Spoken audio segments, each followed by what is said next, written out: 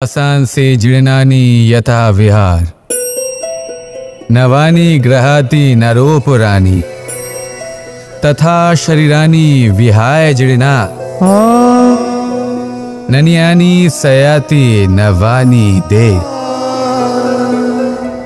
आत्मार कखनोई मृत्यु हय ना। आत्मा शुधु शरीर बदल करे, रूप बदल करे। और जेखाने आत्मार मृत्यु होते पारे ना सेखाने प्रेम किभाबे समाप्त होते पारे? कारण प्रेम हलो निजेई परमात्मार रूप। कखनो से सीतार खोजे बने बने छुटे बेरिয়েছে, कखनो से राधार प्रेमे बनके बृंदावन रूपे साजिয়ে तुलेছে, कखनो से कानाई रूपे गोकुलबासीदेर मन जय करे निয়েছে, आबार कखनो से माखन चोर नंदलालेर रूपे सबार मने भालोबासार स्रोत बइয়েছে, कखनो निजेर हाथे बाँशी निये ताते भालोबासार सुर तुलेছে, आबार कखनो निजेर आंगुले सुदर्शन चक्र धारण करे धर्म एवं प्रेमेर बिरोधीदेर संहार करेছে। कखनो से यशोदानंदन हये गोकुले अनेक लीला करे बेरिয়েছে, आबार कखनो देवकी नंदन रूपे कंसेर लीलार परिसमाप्ति घटिয়েছে, कखनो युद्ध विमुख हये प्रजादेर रक्षा करेছে, आबार कखनो धर्म रक्षार जन्य से युद्धे अवतीर्ण हয়েছে सारथीर रूपे एवं এই সংসারকে गीतार ज्ञान प्रदान करेছে। এই ভালোবাসা নয় তো কি যে গোলকে নিজের রাধাকে হারানোর পরে নিজেও পৃথিবীতে অবতীর্ণ হয়েছে এই সংসারকে প্রেমের শিক্ষা দিতে। এই প্রেম ছাড়া আর কি যে বৈকুণ্ঠে নিজের লক্ষ্মীকে হারিয়ে সেই সংসারে শ্রীনিবাসের রূপে এসেছে, এই সংসারে নিজের ভালোবাসাকে পেতে এসেছে। এই প্রেম হলো অনন্ত, এর যাত্রা হলো অনন্ত এবং এই প্রেম যার যাত্রার কোনো অন্ত নেই আর যার প্রভাব হলো সুগভীর, সেই পরমাত্মারূপী প্রেমকে এই প্রেম দূতের প্রণাম। আসুন আর আমার সাথে ভালোবেসে বলুন রাধা রাধা। কোনো বাড়িতে কোনো পরিবারে যখন কারোর জন্ম হয় তখন তা কত সুখের মুহূর্ত হয়। সেই ছোট্ট সন্তান যখন কিছুটা বড় হয় সে হাঁটার চেষ্টা করে, আর সেই প্রক্রিয়াতেও খুব বড় একটা শিক্ষা লুকিয়ে রয়েছে, ঠেলে দেওয়া। যখন আপনি হাঁটতে চান, সামনে এগোতে চান, তখন আপনি কি করেন?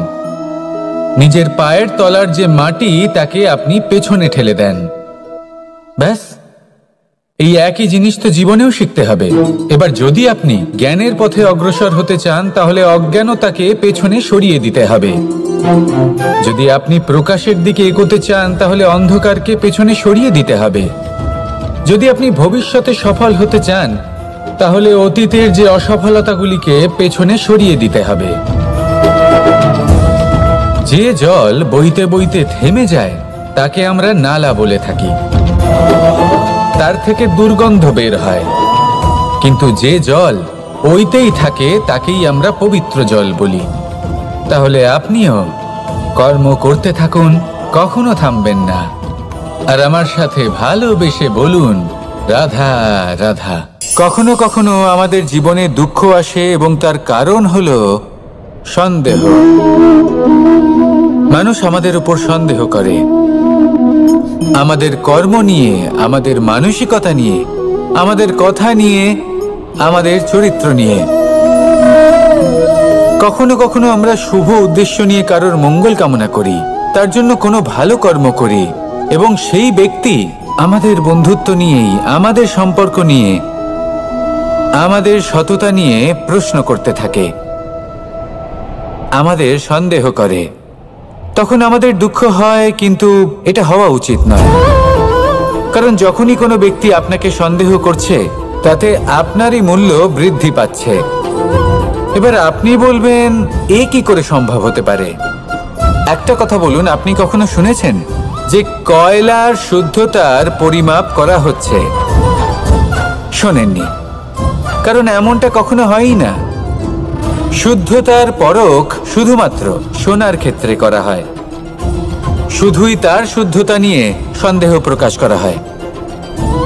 এই সোনাকে পরখ করা হয়, আর যখন এই সোনা এই পরীক্ষায় উত্তীর্ণ হয় তখন সেই সোনা কতটা মূল্যবান সেটা সংসার জানতে পারে।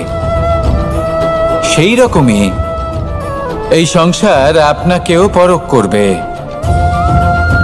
যখন আপনি এই পরীক্ষায় উত্তীর্ণ হবেন তখন আপনার মূল্য কতটা অধিক সেটা এই সংসারও জানতে পারবে। সেই জন্য যখনই কেউ আপনার উপর সন্দেহ করবে, দুঃখ পাবেন না। শুধু এই কথাটার খেয়াল রাখবেন, আপনি কি উচিত পথে চলেছেন, উচিত কর্ম করছেন। সকলের প্রতি আপনার মনে যেন সদ্ভাবনা থাকে। এবং হ্যাঁ, আপনি যেন আমার সাথে ভালোবেসে বলেন, রাধা রাধা। আশা এবং বিশ্বাস মানুষের জীবনের দুই অমূল্য স্তম্ভ। এটাই হলো ঢাল এবং এটাই হলো অস্ত্র। এটাই আমাদের রক্ষা করে এবং এটাই আমাদের জীবনের পথ প্রশস্ত করে। কিন্তু ছোট একটা সমস্যা আছে। এবার যদি আপনি বটবৃক্ষের থেকে এই আশা রাখেন যে এ আমাকে ফল দেবে, তাহলে সেই আশা ভঙ্গ হওয়াই স্বাভাবিক। আর যদি আপনি বিশ্বাস করেন যে খেজুর গাছ আপনাকে ছায়া প্রদান করবে, তাহলে সেই বিশ্বাসও অবশ্যই ভঙ্গ হবে। তাহলে কি করা উচিত? চোখ বন্ধ করে যে কাউকে বিশ্বাস করার আগে বা যে কারোর থেকে আশা রাখার আগে নির্বাচন করুন যে কার ওপর বিশ্বাস রাখতে চান, কার ওপর আশা রাখতে চান। তবে আমি তো বলবো যে বিশ্বাস করতে হলে নিজের ওপর করুন, যে এই সংসারে এমন কোনো কাজ নেই যা আপনি করতে পারেন না। আর শুধু কর্ম করতে থাকুন আর ভরসা রাখুন ঈশ্বরের ওপর, যে উনি আপনার কর্ম দেখবেন আর আপনাকে আপনার কর্মফল অবশ্যই দেবেন, আপনাকে সাফল্য দেবেন। যদি আপনার বিশ্বাস অটল হয়, নিরন্তর পরিশ্রম করেন, তাহলে ঈশ্বর কখনোই আপনার আশা ভঙ্গ হতে দেবেন না। আসুন আর আমার সাথে ভালোবেসে বলুন, রাধা রাধা। আমরা আনন্দ লাভের জন্য ভালোবাসি মা বাবাকে, ভাই বোনকে, পরিবার পরিজনকে, বন্ধুকে, প্রেমিকাকে। আমরা চাই যে সকলে যেন আপন হয়ে থাকেন, আমাদের কাছে থাকেন।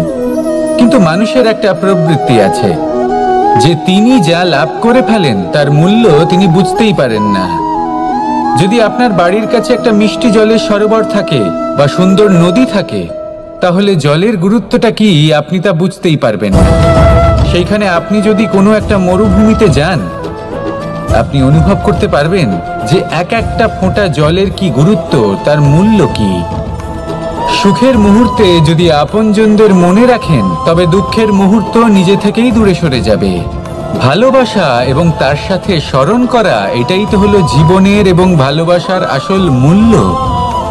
আসুন আর আমার সাথে ভালোবেসে বলুন, রাধা রাধা। আমাদের হাতটা দেখুন, এই হাতে 5টা আঙুল আছে যা ভিন্ন ভিন্ন ধরনের, একরকম কেন নয়? কারণ হলো প্রত্যেকের নিজের নিজের গুরুত্ব আছে, নিজের নিজের মাহাত্ম্য আছে। এরা ভিন্ন, তাই একত্রিত হয়ে মুষ্টিবদ্ধ করা সম্ভব, যার দ্বারা আমরা আত্মরক্ষাও করতে পারি, আবার আক্রমণও করতে পারি। যদি 5টি আঙুল সমান হতো তাহলে মুষ্টিবদ্ধ হতে পারত না, নিজেদের মধ্যে বিভ্রান্তির সৃষ্টি করত। এবার এরকমই কিছু আমাদের সংসারেও হয়। আমাদের দেশ, যেখানে একটি ভূমির ওপর ভিন্ন ভিন্ন ধর্মের মানুষ বাস করেন, ভিন্ন ভিন্ন জাতি, ভিন্ন ধর্ম, ভিন্ন ভাষা। কিন্তু যদি আমরা এটা ভাবি যে কিভাবে এই দেশকে কল্যাণের পথে নিয়ে যাওয়া যায়, কিভাবে এর বিকাশ করা সম্ভব, তাহলে আমাদের একত্রিত হওয়া শিখতে হবে। যেইভাবে 5টা আঙুল একত্রিত হয়, মুষ্টিবদ্ধ হয়, সেইভাবেই আপনার যে ভাষাই হোক, যে ধর্মই হোক, যে জাতি হোক না কেন, ঠিক আছে, আবশ্যক হলো আপনার নিজের কর্মভূমির সাথে, আপনার ধরিত্রীর সাথে যুক্ত থাকা, সাথে থাকা। তবেই দেশের উন্নয়ন সম্ভব, তবেই এই দেশ স্বতন্ত্র থাকবে, সফল হবে, আর এই মন প্রসন্ন হয়ে বলবে, রাধা রাধা। খেলা খেলতে কে না ভালোবাসেন? আমরা প্রত্যেকেই যখন সময় পাই, সুযোগ পাই, তখনই আমরা কোনো খেলা খেলি। খেলার সময় দুই ধরনের মানুষ ওখানে থাকেন। এক, যারা অংশগ্রহণ করেন, আর দুই, যারা দেখতে থাকেন, যারা দর্শক হয়ে দেখেন, যারা নিজের পক্ষের বিজয়ের ফলে উচ্ছ্বসিত হয়ে থাকেন, পরাজয়ের ফলে শোক পালন করেন, পরামর্শ দিয়ে থাকেন। আর বিজয়ী কে হন? বিজয়ী তিনি হন যিনি অংশগ্রহণ করেন। নির্বাচন আপনাকে করতে হবে, আপনি কি করতে চান? আপনি কি খেলোয়াড় হতে চান, নাকি আপনি দর্শক হতে চান? যদি আপনি বিজয়ের আনন্দ লাভ করতে চান, সেই রোমাঞ্চ অনুভব করতে চান, তাহলে খেলতে হবে। ময়দানে আপনাকে নামতেই হবে। পরাজয়ের সম্ভাবনার ভয়ের সাথে আপনাকে লড়াই করতেই হবে। বিপক্ষের আহ্বানকে স্বীকার করতেই হবে, খেলোয়াড় হয়ে উঠতে হবে। তবেই এই বিজয়ের সম্ভাবনা থাকবে। আসলে কি, দর্শক হয়ে পরামর্শ দেওয়া অত্যন্ত সহজ। ময়দানে নেমে অংশগ্রহণ করা অত্যন্ত কঠিন। আর এখানে যেটা সহজ, তা আপনাকে বিজয়ের পথে কখনোই নিয়ে যাবে না। আসুন আমার সাথে ভালোবেসে বলুন, রাধা রাধা। কখনো এই প্রকৃতির দিকে তাকিয়ে থাকবেন। এই প্রকৃতি অনেক ধরনের শিক্ষা দেয়। কোন একটা গাছকে দেখুন, কিভাবে সে মাটি থেকে জল শুষে নেয়। সে ঝড় হোক বা হোক কড়া রোদ, সব সহ্য করে এবং অবশেষে সে ফল ধারণ করে। আর সেই ফল উৎপন্ন করার পরে সে ফল কিন্তু সে নিজে গ্রহণ করে না, এই সংসারকে প্রদান করে, যাতে পশু পাখি মানুষ তারা এই ফল গ্রহণ করে শক্তিশালী হয়ে উঠতে পারে, সুস্থ থাকতে পারে। সেভাবেই নদী, সরোবর এরা নিজেরাও কিন্তু নিজেদের জল গ্রহণ করে না, মাটিকে প্রদান করে, পশু পাখিকে প্রদান করে। সূর্য নিজেও নিজের জন্য প্রজ্বলিত হয় না, সে প্রকাশ ছড়িয়ে দিতে চায় আমাদের সবার কাছে, সে আলো পৌঁছে দিতে চায়। এই প্রত্যেকের কর্মে পরমার্থ নিহিত আছে, আর সেই জন্যই এদের সকলকে পুজো করা হয়। তাই মনে রাখবেন, আপনার কাছে জীবন যাপনের অতিরিক্ত যা কিছুই আছে তা পরমার্থের জন্য।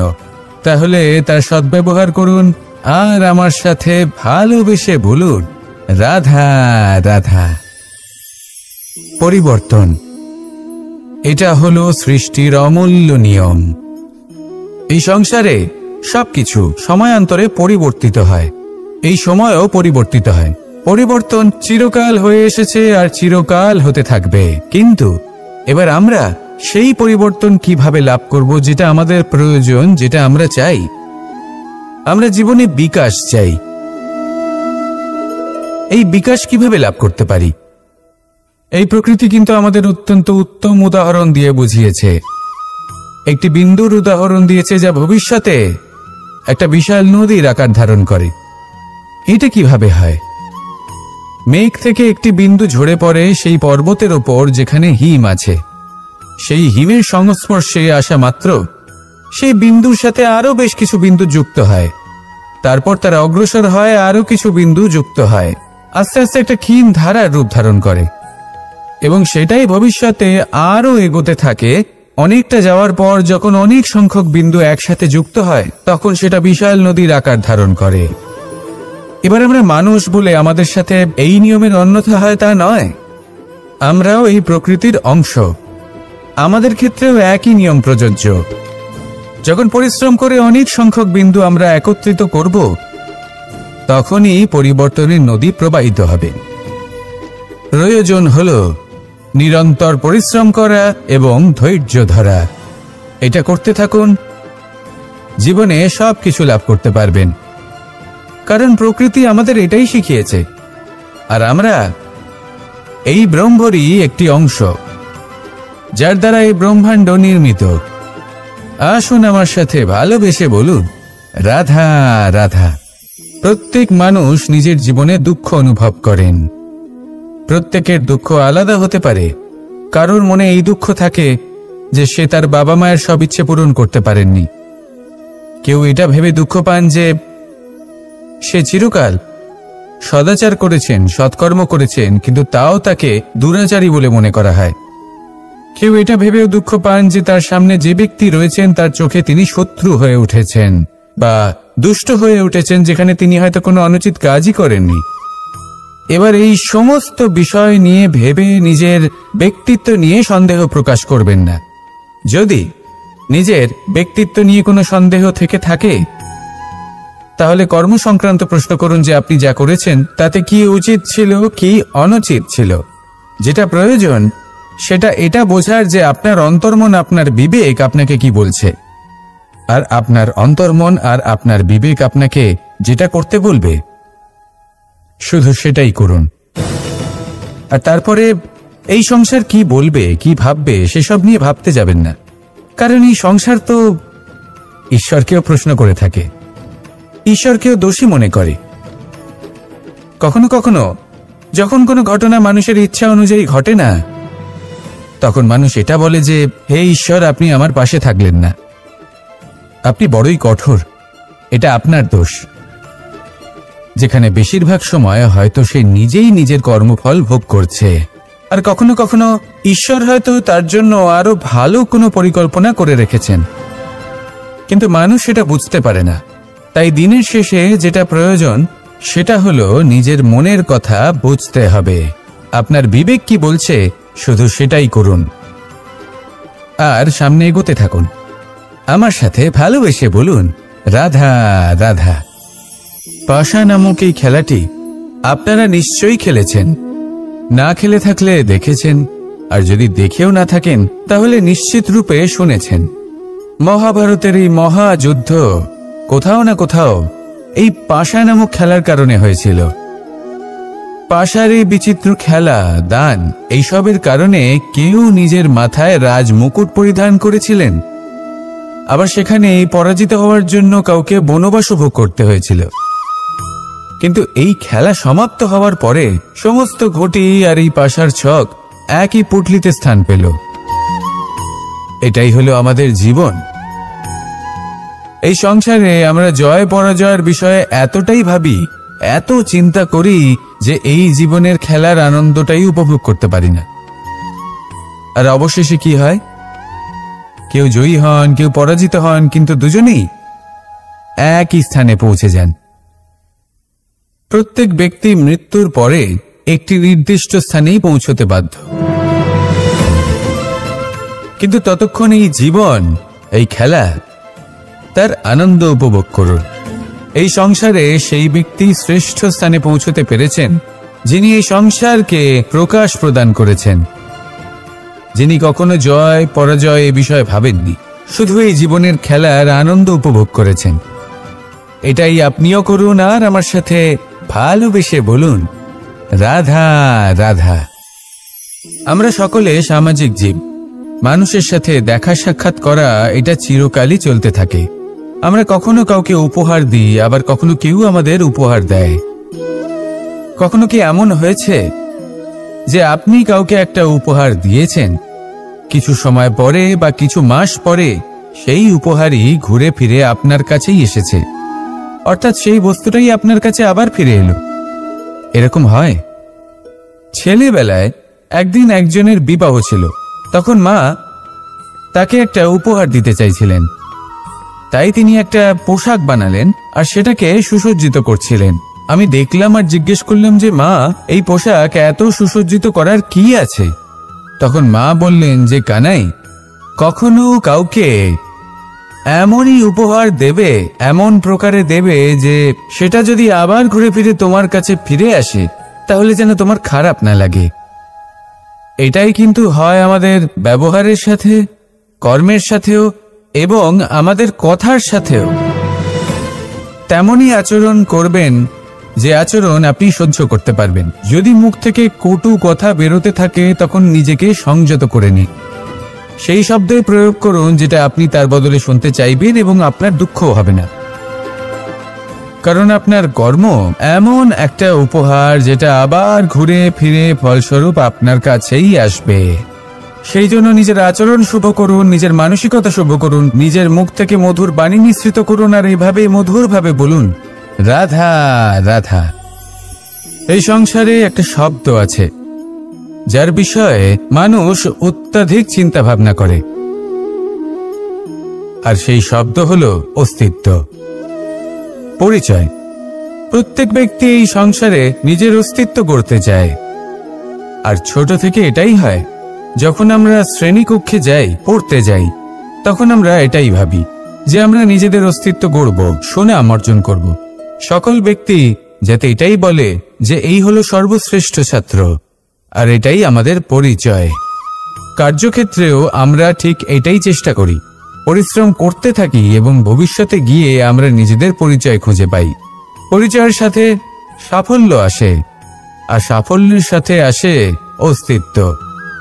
আর যখন এই দুটি সংযুক্ত হয়, তখন মানুষ অসফলতার কথা ভেবে ভয়ভীত হয়ে পড়ে, আর এটা ভাবতে থাকে যে যদি আমি অসফল হই তাহলে সেই পরিচিতির কি হবে, সেই নামের কি হবে, সেই সব কিছু যে আমি অর্জন করেছি তার কি হবে। সে ভয়ভীত হয়ে পড়ে, আর এই ভয়ের কারণে তার বিকাশ কোথাও না কোথাও অবরুদ্ধ হয়। সে শ্রেষ্ঠ কর্ম করা বন্ধ করে দেয় এবং শুধুই সুরক্ষিত থাকতে চেষ্টা করে। আর অসফল হলে তাতে ভয় পাওয়ার কোনো প্রয়োজন নেই, কারণ যখন আপনি সফল হন তখন এই সাফল্য আপনার পরিচয় এই সংসারের সাথে করায়। কিন্তু যখন আপনি অসফল হয়ে থাকেন তখন এই অসফলতা এই সংসারের পরিচয় আপনার সাথে করায়, যা অত্যন্ত আবশ্যক। অসফলতা প্রত্যেকের জীবনেই আসবে, তার সম্মুখীন হন আর তার থেকে শিক্ষা লাভ করুন। কারণ যখনই আপনি অসফল হন তখনই আপনার জ্ঞান চক্ষু উন্মুক্ত হয়। আসুন আমার সাথে ভালোবেসে বলুন, রাধা রাধা। জীবনে ক্ষমা চাওয়া তাও কিছুটা সহজ, ক্ষমা করতে পারা অত্যন্ত কঠিন। ক্ষমা দুই অক্ষরের এই শব্দ হতে পারে, কিন্তু অত্যন্ত বড় এই শব্দ, অত্যন্ত গুরুত্বপূর্ণ এই শব্দ। কখনো কখনো অন্য কাউকে ক্ষমা করে দেওয়া তাও কিছুটা সহজ কাজ, কিন্তু নিজেকে ক্ষমা করতে পারা অত্যন্ত কঠিন হয়ে দাঁড়ায়। অতীতে যদি আমাদের এমন কোনো ভুল হয় যে কারণে আমরা নিজেকে ক্ষমা করতে পারি না, অনেক সময় এমন কিছু ভুল করে বসি যে বিষয় শুধু আমরাই জানি, কিন্তু আমরা নিজেকে ক্ষমাই করতে পারি না, আর আমাদের বিকাশ সেখানে স্তব্ধ হয়ে যায়। কারণ যদি আপনি ক্ষমা করতে না শেখেন, নিজেকে ক্ষমা যদি না করতে পারেন, তাহলে তা আপনার জীবনের সবথেকে বড় বাধা হয়ে দাঁড়াবে। সেই জন্য জীবনে অবশ্যই শিখুন যে কিভাবে নিজেকে ক্ষমা করতে হয়, আর শিখুন যে আগের করা ভুল আবার কি করে না করা যেতে পারে। এই মন হালকা হবে আর প্রসন্ন হয়ে বলবে, রাধা রাধা। আজ আমি আপনাকে একটা ছোট্ট কাহিনী শোনাবো। একবার আমি, রাধা আর দাদা, আমরা তিনজনে মিলে লুকিয়ে একটা উপবনে গেলাম আম পেড়ে খেতে।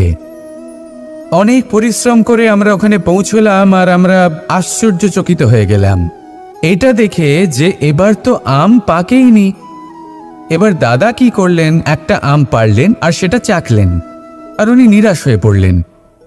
উনি বললেন যে এটা তো খুবই টক।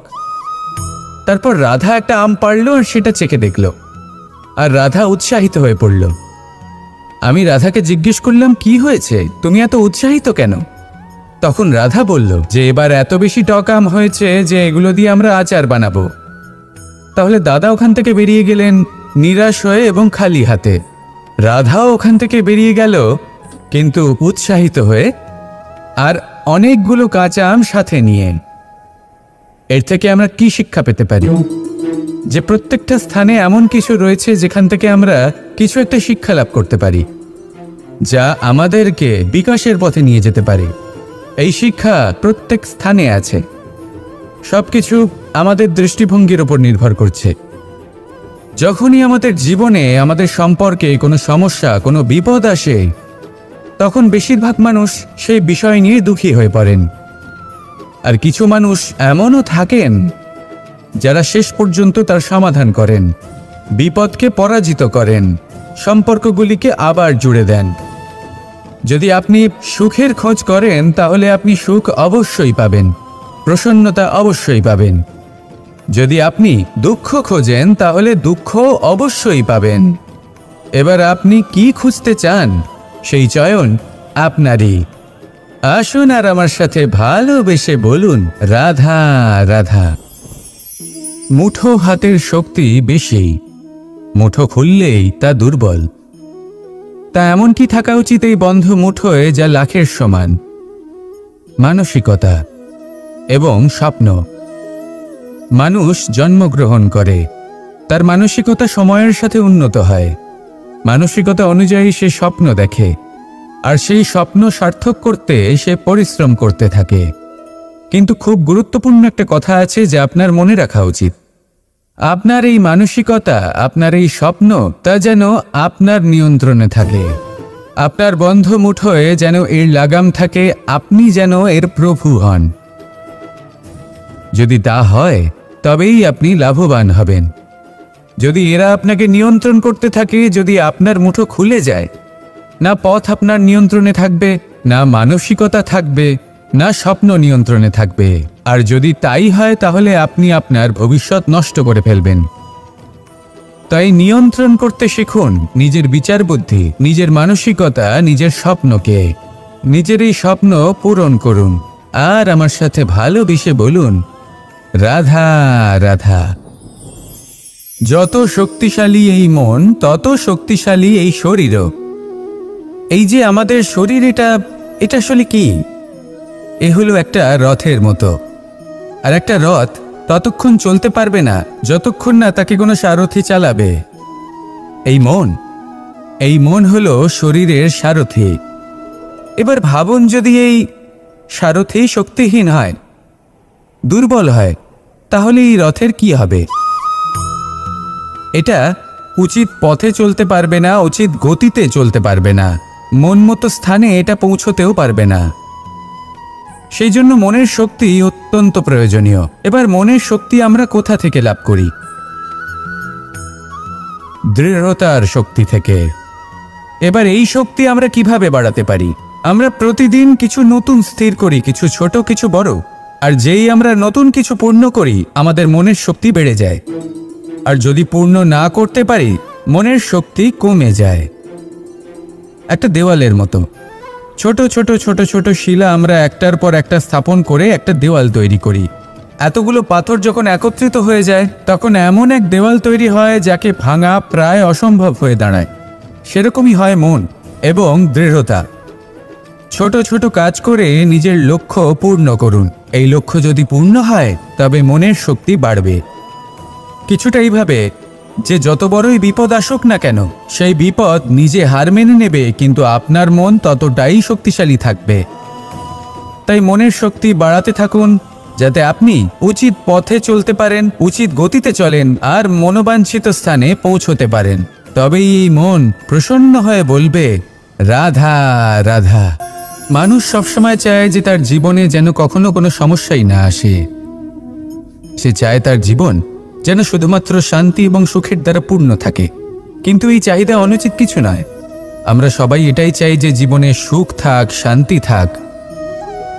কিন্তু এই কথা সবসময় মনে রাখবেন, যে সূর্য উদিত হন সংসারকে প্রকাশমান করেন, দুপুরবেলায় সংসারকে রৌদ্র প্রদান করেন, সন্ধেবেলায় তাকেও অস্ত যেতে হয়। এবার আমাদের জীবন চক্র কিছুটা এরকমই। কোনো কিছুই চিরকাল একরকম থাকে না। কখনো এই নদীকে দেখুন যা বয়ে চলেছে। এই নদী যা বয়ে চলেছে তার পথেও অনেক বিপদ আসে। বড় বড় পাথরের সম্মুখীন হয়ে তাকেও সামনে এগিয়ে যেতে হয়। একটি পুকুর যা চারদিক থেকে ঘেরা, তার জীবনে কিন্তু কোনো সমস্যা নেই। কিন্তু এই সংসারে পুকুরের পুজো করা হয় না, পুজো করা হয় নদীকে। মনে রাখবেন, সমস্যার ঊর্ধ্বে তিনি উঠতে পারেন যিনি সমাধি লাভ করেছেন, যিনি এই সংসারেই নেই। যিনি এই সংসারে আছেন এবং জীবিত আছেন, তার জীবনের সমস্যা হলো শ্বাসবায়ুর মতোই গুরুত্বপূর্ণ। আসুন আমার সাথে ভালোবেসে বলুন, রাধা রাধা। ধন, সম্পদ, ঐশ্বর্য, মানুষ হয় নিজের সৌভাগ্যের দ্বারা এগুলো লাভ করে থাকেন বা কর্মের দ্বারা। সৌভাগ্য আসলে কি? গ্রহের দশা যা প্রত্যেক মুহূর্তে বদলাতে থাকে। কর্মের মাধ্যমে যখন আপনি ধন অর্জন করেন, তখন সেই ধন আপনার আগামী প্রজন্ম লাভ করে।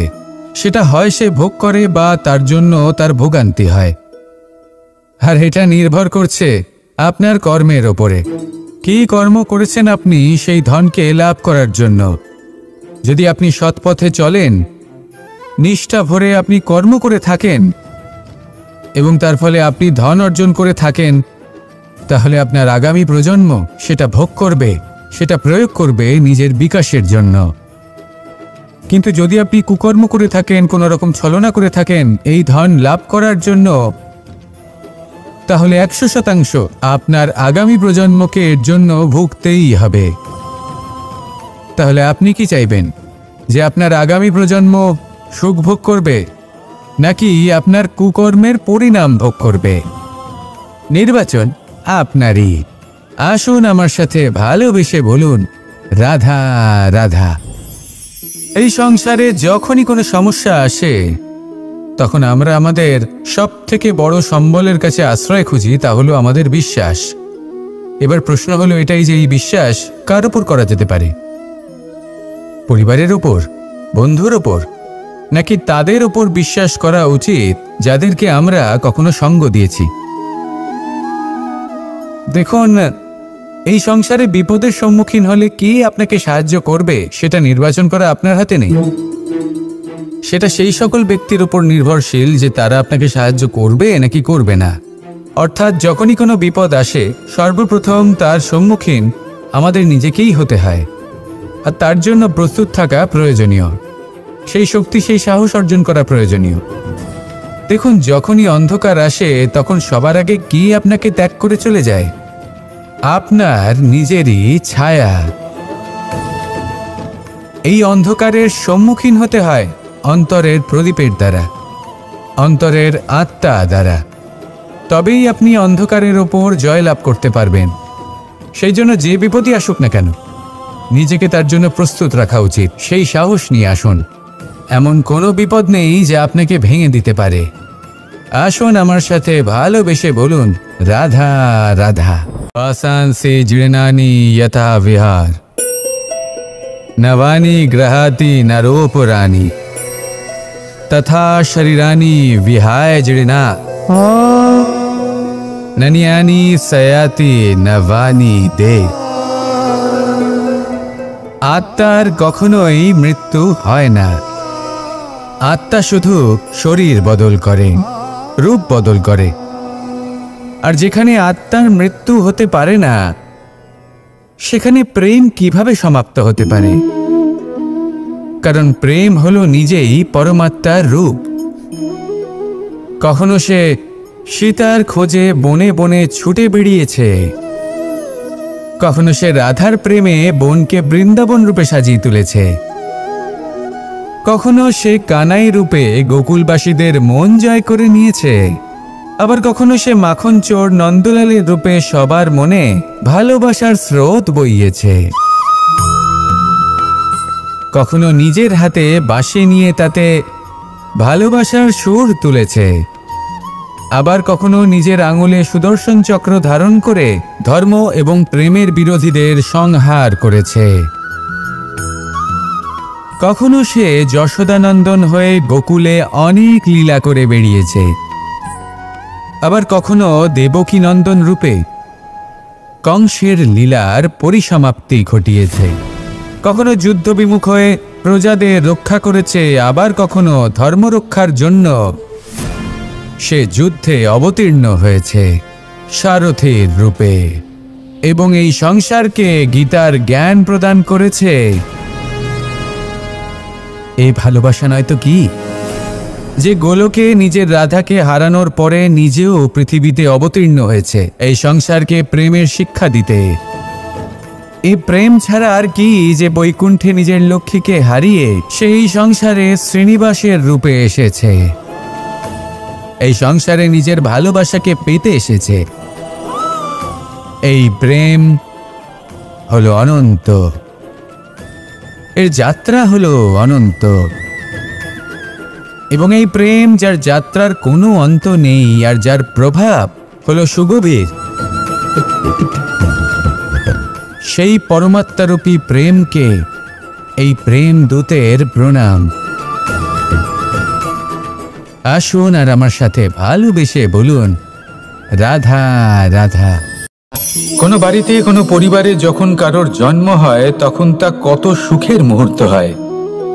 সেই ছোট্ট সন্তান যখন কিছুটা বড় হয় সে হাঁটার চেষ্টা করে, আর সেই প্রক্রিয়াতেও খুব বড় একটা শিক্ষা লুকিয়ে রয়েছে, ঠেলে দেওয়া। যখন আপনি হাঁটতে চান, সামনে এগোতে চান, তখন আপনি কি করেন? নিজের পায়ের তলার যে মাটি তাকে আপনি পেছনে ঠেলে দেন। ব্যাস, এই একই জিনিস তো জীবনেও শিখতে হবে। এবার যদি আপনি জ্ঞানের পথে অগ্রসর হতে চান তাহলে অজ্ঞানতাকে পেছনে সরিয়ে দিতে হবে। যদি আপনি প্রকাশের দিকে এগোতে চান তাহলে অন্ধকারকে পেছনে সরিয়ে দিতে হবে। যদি আপনি ভবিষ্যতে সফল হতে চান তাহলে অতীতের যে অসফলতাগুলিকে পেছনে সরিয়ে দিতে হবে। যে জল বইতে বইতে থেমে যায় তাকে আমরা নালা বলে থাকি, তার থেকে দুর্গন্ধ বের হয়। কিন্তু যে জল বইতেই থাকে তাকেই আমরা পবিত্র জল বলি। তাহলে আপনিও কর্ম করতে থাকুন, কখনো থামবেন না। আর আমার সাথে ভালোবেসে বলুন, রাধা রাধা। কখনো কখনো আমাদের জীবনে দুঃখ আসে এবং তার কারণ হলো সন্দেহ। মানুষ আমাদের উপর সন্দেহ করে, আমাদের কর্ম নিয়ে, আমাদের মানসিকতা নিয়ে, আমাদের কথা নিয়ে, আমাদের চরিত্র নিয়ে। কখনো কখনো আমরা শুভ উদ্দেশ্য নিয়ে কারোর মঙ্গল কামনা করি, তার জন্য কোনো ভালো কর্ম করি, এবং সেই ব্যক্তি আমাদের বন্ধুত্ব নিয়েই, আমাদের সম্পর্ক নিয়ে, আমাদের সততা নিয়ে প্রশ্ন করতে থাকে, আমাদের সন্দেহ করে। তখন আমাদের দুঃখ হয়, কিন্তু এটা হওয়া উচিত নয়। কারণ যখনই কোনো ব্যক্তি আপনাকে সন্দেহ করছে তাতে আপনারই মূল্য বৃদ্ধি পাচ্ছে। এবার আপনি বলবেন, এ কি করে সম্ভব হতে পারে? একটা কথা বলুন, আপনি কখনো শুনেছেন যে কয়লার শুদ্ধতার পরিমাপ করা হচ্ছে? শোনেননি, কারণ এমনটা কখনো হয়ই না। শুদ্ধতার পরখ শুধুমাত্র সোনার ক্ষেত্রে করা হয়, শুধুই তার শুদ্ধতা নিয়ে সন্দেহ প্রকাশ করা হয়। এই সোনাকে পরখ করা হয়, আর যখন এই সোনা এই পরীক্ষায় উত্তীর্ণ হয় তখন সেই সোনা কতটা মূল্যবান সেটা সংসার জানতে পারে। সেই রকমই এই সংসার আপনাকেও পরখ করবে। যখন আপনি এই পরীক্ষায় উত্তীর্ণ হবেন তখন আপনার মূল্য কতটা অধিক সেটা এই সংসারও জানতে পারবে। সেই জন্য যখনই কেউ আপনার উপর সন্দেহ করবে, দুঃখ পাবেন না। শুধু এই কথাটার খেয়াল রাখবেন, আপনি কি উচিত পথে চলেছেন, উচিত কর্ম করছেন। সকলের প্রতি আপনার মনে যেন সদ্ভাবনা থাকে। এবং হ্যাঁ, আপনি যেন আমার সাথে ভালোবেসে বলেন, রাধা রাধা। আশা এবং বিশ্বাস মানুষের জীবনের দুই অমূল্য স্তম্ভ। এটাই হলো ঢাল এবং এটাই হলো অস্ত্র। এটাই আমাদের রক্ষা করে এবং এটাই আমাদের জীবনের পথ প্রশস্ত করে। কিন্তু ছোট একটা সমস্যা আছে।